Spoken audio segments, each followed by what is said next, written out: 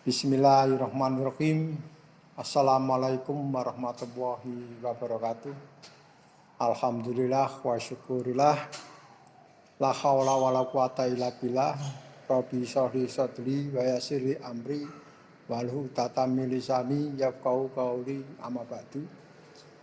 Selamat pagi menjelang siang. Salam sejahtera buat kita semua. Selamat datang anak-anakku mahasiswa baru. Anda telah memilih universitas yang pada saat ini mampu menghantarkan Anda menjadi sukses ke depan, yaitu Entrepreneur University. Di dalam proses perkuliahan itu faktor utama yang Anda perhatikan adalah niat atau nawaitu Anda di dalam kuliah ini mau ngapain. Karena namanya behavior atau perilaku itu secara konseptual tidak akan terjadi secara seketika atau tidak akan terjadi secara alami. Diawali dari yang paling dasar, yaitu niat. Ya. Nah, kemudian setelah niat, yang pertama kita kebutuhan apa? Need. Butuh apa sebetulnya? Anda butuh apa di universitas ini? Sebenarnya need baru naik menjadi want. Apakah yang Anda inginkan? Selama di universitas ini Anda yang diinginkan apa? Setelah want baru motivation. Niat. Suatu ungkapan-ungkapan, suatu getaran-getaran jiwa yang ingin lebih maju. Motivasi. Nah, dari itu kemudian bisa saja muncul attitude, sikap Anda bagaimana di dalam universitas ini. Dan terakhir, behavior, perilaku Anda. Mau bagaimana di dalam melaksanakan proses pembelajaran di perguruan tinggi ini. Anda di perguruan tinggi tidak sama dengan saat Anda di SMA. Dengan jadwal yang ketat. Ya, Anda di perguruan tinggi punya kebebasan untuk memilih, apalagi sekarang masanya masa kampus merdeka belajar. Andalah yang sendiri yang menentukan apakah saya mau berhasil atau tidak. Seperti tadi yang saya katakan, keberhasilannya sangat tergantung pada niat dan tujuan Anda mau ngapain di universitas ini. Hanya sekedar main, atau memang Anda punya tujuan supaya saya menjadi entrepreneur yang sejati. Itu yang diharapkan. Nah, setelah tujuan seperti itu, Anda baru menentukan keinginan. Saya ingin menjadi seorang entrepreneur sejati dalam 4 tahun di depan. Nah, keinginan itu diwujudkan menjadi suatu kebutuhan. Dan itulah yang sebetulnya yang saya harapkan bisa tumbuh subur di sanubari Anda masing-masing. Sehingga termotivasi untuk menjadi seorang entrepreneur yang sejati. Saya akan mengubah diri. Dalam 4 tahun ke depan harus mampu menjadi entrepreneur yang sejati. Nah, disitulah sebetulnya. Nah, kalau sudah begitu, motivasi Anda sudah kuat seperti itu. Untuk lebih meningkatkan Anda supaya motivasinya lebih kuat lagi, Anda memang harus banyak baca. Lewat online maupun offline. Lewat online lebih mudah biasanya dan lebih mantap artikel-artikelnya. Baik artikel ilmiah maupun artikel-artikel harian-harian biasa. Kemudian saudara juga berbincang-bincang dengan pengusaha-pengusaha yang sukses. Jangan menganggap bahwa pengusaha sukses adalah mereka-mereka yang sudah kelas nasional atau internasional. Tidak seperti itu. Pengusaha tempe pun yang sukses di lokal dekat pasar Anda bisa diajak Anda bicara. Karena disitulah Anda akan mengenal kiat-kiat bagaimana mereka berhasil di dalam melakukan usaha tempe itu. Nah, ini pentingnya motivasi.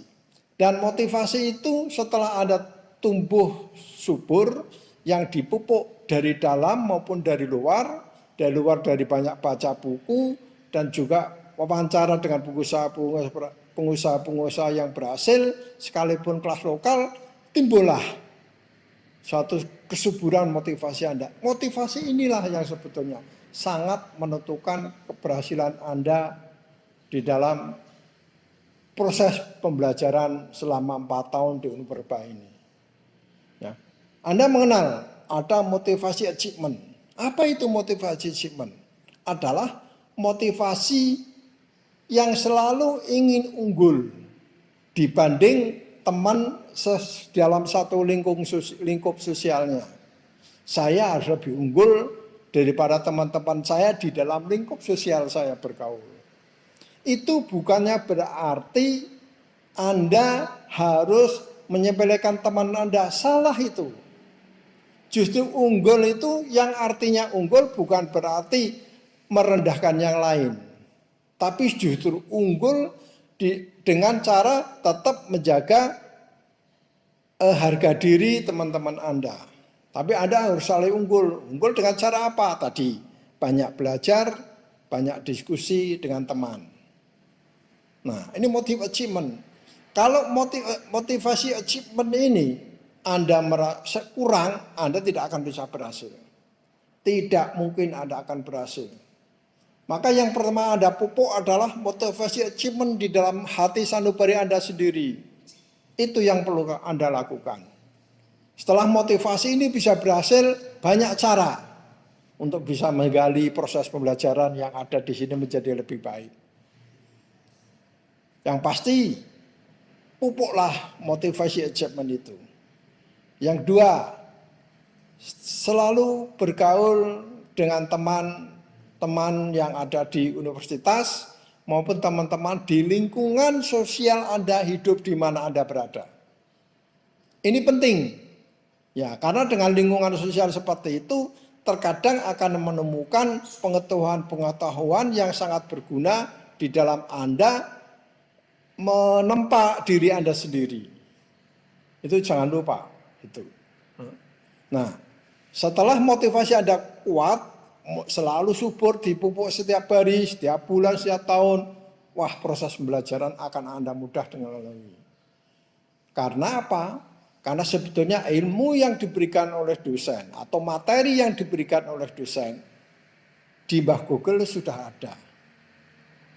Sehingga kalau sebelumnya Anda sudah pernah baca, kemudian kuliah, kemudian habis kuliah Anda belajar materi yang dikuliahkan, Anda pasti bisa. Nah, tinggal Anda bagaimana menyusun waktu sekarang, time schedule. Anda harus bisa waktu 24 jam Anda ini dimanfaatkan secara optimal. Waktu 24 jam untuk belajar itu minimal adalah 4 jam. 4 jam, tapi jangan lebih dari 5 jam. Karena apa? Anda juga perlu bergaul dengan yang lain, Anda perlu istirahat juga. Kemampuan orang ada batasnya, kemampuan otak juga ada batasnya. Bagi mereka-mereka pada Anda yang memang belum terbiasa tekun belajar, kalau sudah baca buku teks ataupun baca jurnal-jurnal ataupun yang lain merasa pening, tutup dulu, istirahat dulu. Dengerin musik bagi yang senang musik. Ya, Anda bisa melakukan apa saja. Bagi Anda yang suka tanaman, taruhlah suatu tanaman tertentu di kamar Anda yang kecil, ya misalnya. Itu suatu usaha untuk supaya Anda bisa memanfaatkan kondisi lingkungan. Nah, setelah motivasi Anda belajar, Anda bikin time schedule tadi. Bikin jadwal jamnya pada selama 24 jam.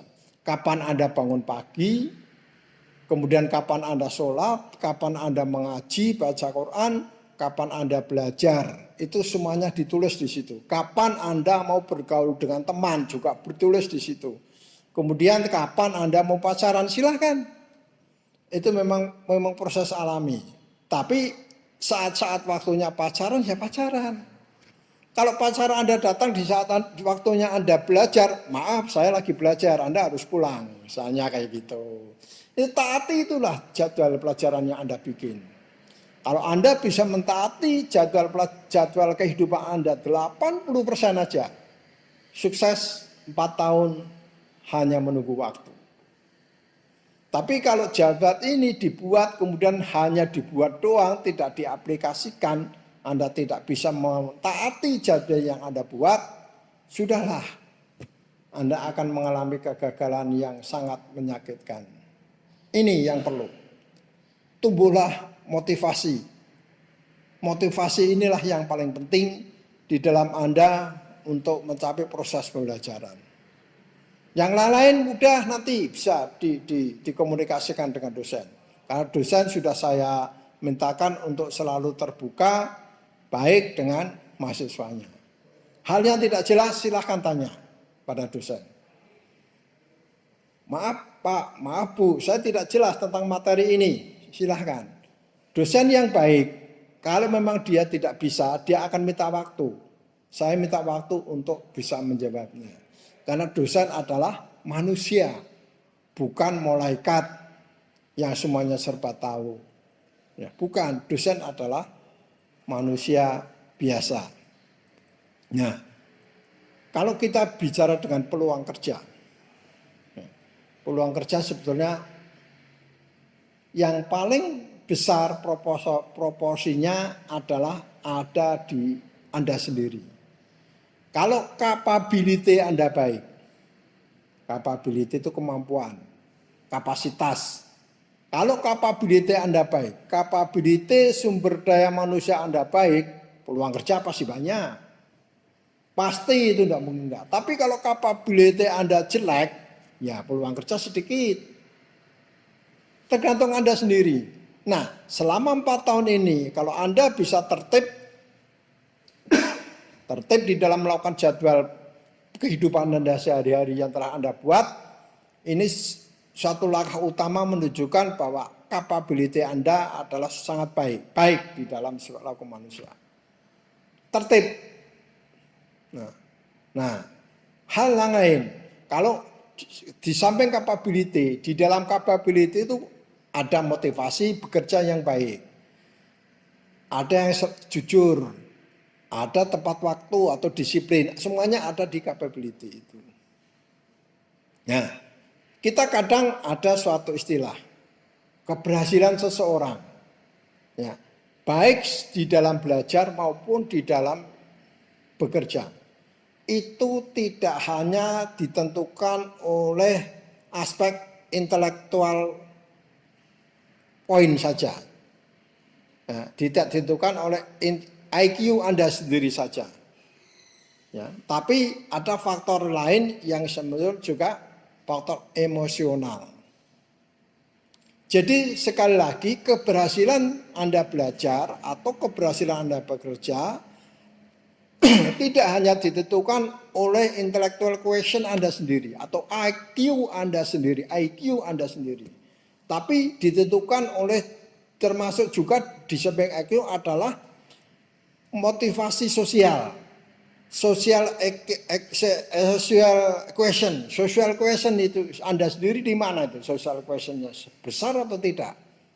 Nah, di dalam social question itu ada kejujuran, ada disiplin, termasuk tertib di dalam melaksanakan tugas, di dalam melaksanakan belajar dan seterusnya dan seterusnya. Jadi bagi Anda sebetulnya tidak perlu khawatir bagaimana masa depan Anda di ke depan. Asal yang penting buat Anda selama menjadi mahasiswa, saya akan membentuk diri saya menjadi seseorang yang punya capability yang bagus. Baik capability sosial maupun capability di bidang teknis dan capability di bidang yang lainnya. Sosial, teknis lebih baik. Jangan khawatir tentang ekonomisnya. Ya. Itulah yang bisa saya katakan saat ini, dan kemudian ke depan kita bisa mudah-mudahan bisa suatu saat kita akan selalu bertemu dan terbuka untuk diskusi dengan anak-anakku semua. Selamat siang, semoga Anda semuanya berhasil. Assalamualaikum warahmatullahi wabarakatuh.